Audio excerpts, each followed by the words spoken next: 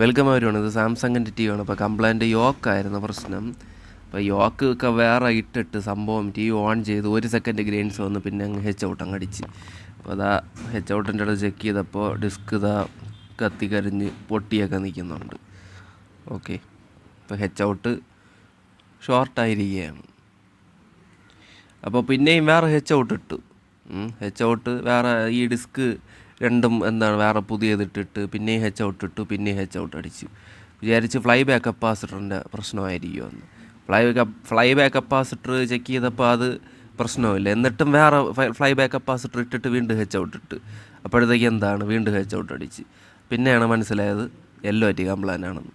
അങ്ങനെ LOT ചെയ്താൽ വലിച്ച് ദൂരെ എറിഞ്ഞിട്ട് ഇതാണ്ടല്ലേ 3 ഹെച്ച് ഔട്ടാണ് പോയത്. ഇതാണ് ഉണ്ടായിരുന്ന ഫ്ലൈ ബാക്ക് കപ്പാസിറ്റർ. ഇപ്പോൾ LOT ഇനി വേറെ ഇടണം, കണ്ടില്ലേ, ഹെച്ച് ഔട്ടും വേറെ ഇടണം.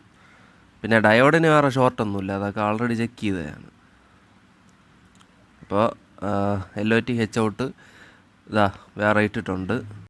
ഇതാണ് പോയ യോക്ക് ഇതിലുണ്ടായിരുന്നത്. അപ്പോൾ ഇതിൽ കിടക്കുന്നത് വേറൊരു യോക്കാണ് കേട്ടോ. പിന്നെ ഇത് ഇട്ടുകൊണ്ട് കാര്യമൊന്നുമില്ല, 2 സൈഡും നിറയത്തൊന്നുമില്ല.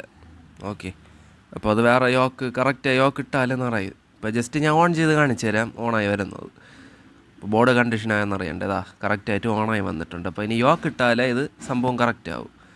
ഓക്കെ, അപ്പോൾ എൻ്റെ ഈ വീഡിയോ ഇഷ്ടപ്പെട്ടാൽ ലൈക്ക് അടിക്കാനും ചാനൽ സബ്സ്ക്രൈബിനും മറക്കല്ല. അപ്പോൾ താങ്ക് യു ഫോർ വാച്ചിങ്.